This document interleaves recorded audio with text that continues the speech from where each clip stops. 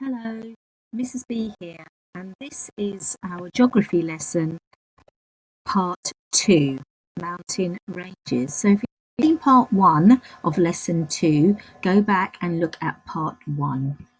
Okay, let's move on. So let's have a look at a video, first of all, before I move on.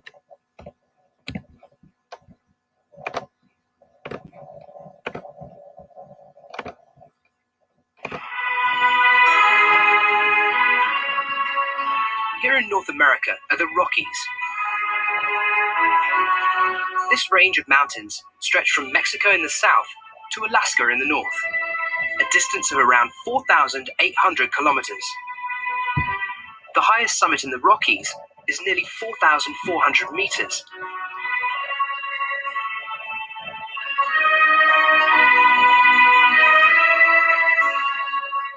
In South America is a range of mountains called the Andes. They run from Argentina in the south to the coasts of Venezuela and Colombia in the north, a distance of 6,400 kilometers.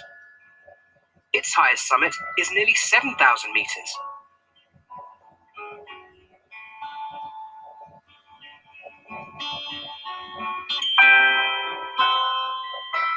And finally, in Central Asia lie the Himalayas.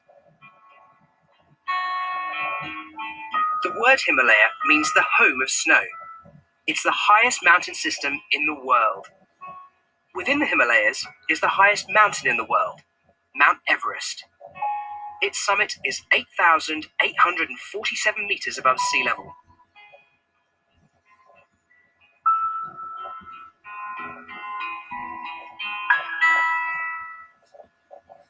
Okay, summit means, for those of you who don't know, how tall the mountain is. So let's get back to where we were. Okay, so the higher you climb up a mountain, the colder it gets, the wetter it gets, the sun is more intense, there's not much shelter or protection up there, there's more wind, there's less oxygen, therefore it is more difficult to breathe because the air is very thin. So over 40 million people live in or around the Himalayan mountain range. Many of them live on the slopes of a mountain.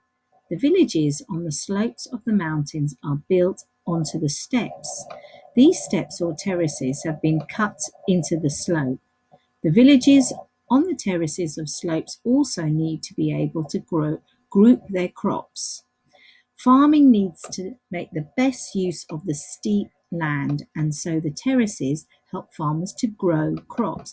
So here it's very steep and they grow their crops and they've made steps. So have a look at this picture and use the words on the right here to describe it. You can stop the video. Again, have a look at this picture. Use the words to describe it. Have a look at this picture and use these words to describe this picture. This is what I like you to do, is to write your long date and your learning objective to know the difference between a mountain and a mountain range.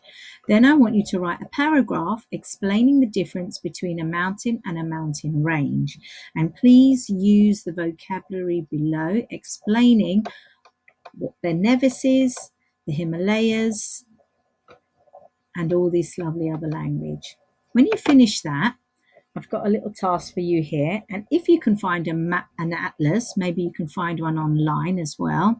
I want you to find out, all these places are numbered, and I want you to match it to the name of the area over here. So find out what number 1 is, find the name of it, and then write number 1 next to the correct name. Okay, have a go, and I'll speak to you soon. Bye-bye.